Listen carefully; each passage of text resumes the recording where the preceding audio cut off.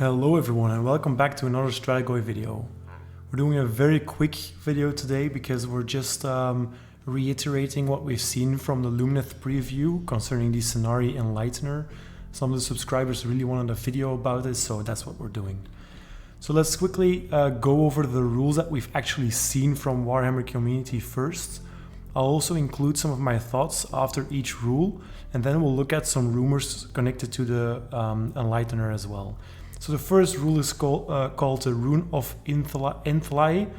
Once per turn, if this unit successfully casts a spell from the lore of Hysh, and that spell is not unbound, you can roll a dice after the effect of that spell has been resolved. On a 3+, you can immediately resolve the effect of that spell for a second time. This rule in itself is obviously quite strong, but it has a lot of limitations. First of all, it's lore of Hysh only, which is somewhat understandable, though I would really have loved to see this for Mystic Shield and Arcane Bolt as well. But it does require double triggers to go off. So first of all, you need to cast your spell and it can be unbound. You have to resolve it, and then you still need to roll a 3+. So the chance of this going off are not as big as you would expect. So this is a rule that will come in handy rather than something that you can really count on. Now there are some very good combos with certain spells from the lore of Hysh. My two favorites are the Speed of Hysh and Solar Flare.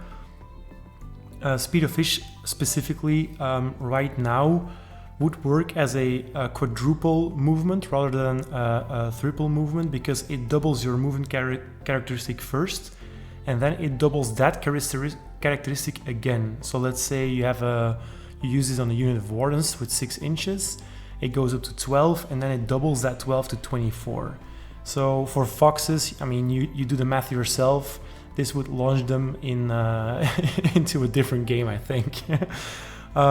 It's also pretty good with Solar Flare, because it's an endless spell meta right now, so being able to destroy 2 endless spells with Solar Flare is pretty cool. And remember, Solar Flare also drops an aura of -2 to cast, unbind, and dispels within 12 inches. So you could potentially stack this to -4, which could be very effective. Do keep in mind that Solar Flare is quite a short range, which is not as much of a problem since she might be a wizard that you want on the front lines anyway, but we'll get into that later. Just a quick heads up, it doesn't work with Total Eclipse or Protection of Hysh, as those are only cast on the caster or are effects that can't stack, right now at least. Her second rule is her Warscroll spell. It's called Twin Tether. Twin Tether is a spell that has a casting value of 6 in a range of 12 inches, so here you are, it's a very short range. If successfully cast, pick one enemy unit within the range and visible to the caster. Until your next hero phase, each time a wound or mortal wound is allocated to the caster, your opponent must allocate a wound to that unit. So, my thoughts on this. Currently, there's not really a gimmick that you can abuse with this spell, so it doesn't work with the Blade Lord's Bodyguard rule, for example, so it's not like you could move a wound to the Blade Lords and then ping a wound on the unit that you were tethered to, sadly. So she will have to take these herself. Now, be mindful, it just says when it's allocated, so she doesn't necessarily have to take it. So if she has a ward and she ignores the wound after the allocation, you can still ping that wound back. Concerning that ward, we'll come back to that later as well. Obviously this spell is best used on enemy heroes. If she has only 5 wounds and she's taking 5, she's taking a 5 wound hero with her usually, unless they have a ward, obviously. This spell is obviously way better on such heroes than on, let's say, a unit of 12 models or 20 models, sorry, where you're only taking down potentially 5 for her price tag. That's not great. It is a short range spell, and it might be risky to put her in harm's way there because of that. and it might be hard to get her there as well. Now remember, she's a Scinari hero, so she does get the pre-game move from Alumnia. You could potentially combine this with your Blade Lord bodyguards and move them both up with the Alumnia trait, at least in the current battle tome. Okay, so let's look at her rumored Warscroll as well then. And by Warscroll, I'm just mentioning the statistics mostly. So apparently she's going to have 5 wounds, a move of 6, a 5+ save, and a bravery of 7.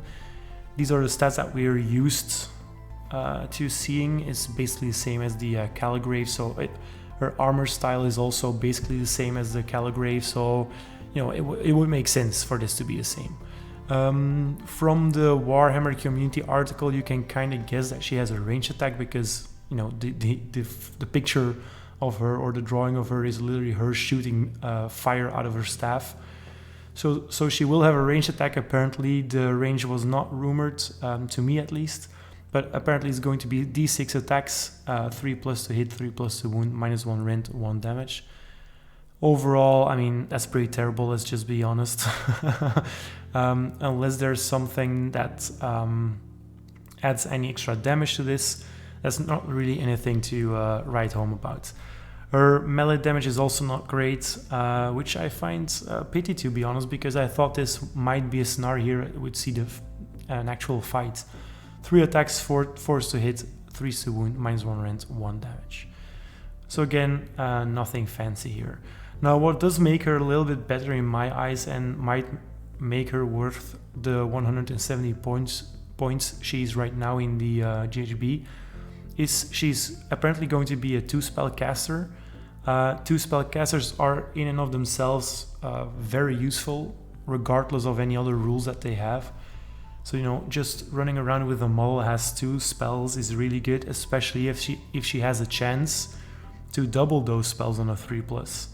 Add an Arcane Tome to this and you're looking at a 3-spell wizard that can double cast certain spells on a 3+.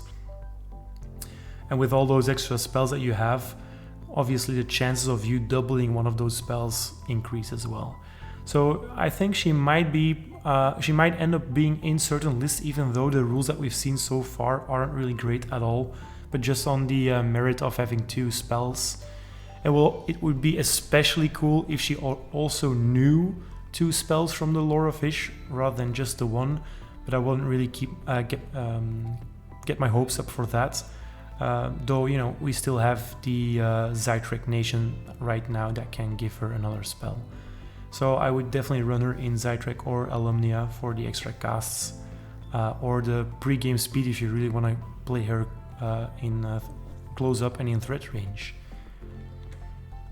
So there you go, it was a really quick video as promised and as requested. I hope you enjoyed this. Please leave a like and share this around. Nothing of the info that I've presented here has been made up. I've just gathered all the rumors and info that I could and kind of put it together just for you guys so that you have an easy overview. Leave a comment on how you would use her, or what combos you think that might be cool, or whether you think she's worth it. Would you choose her over a Cathalar and an Endless Spell, for example? I would love to read all your input in the comments. I'll see you in the next one. Cheers!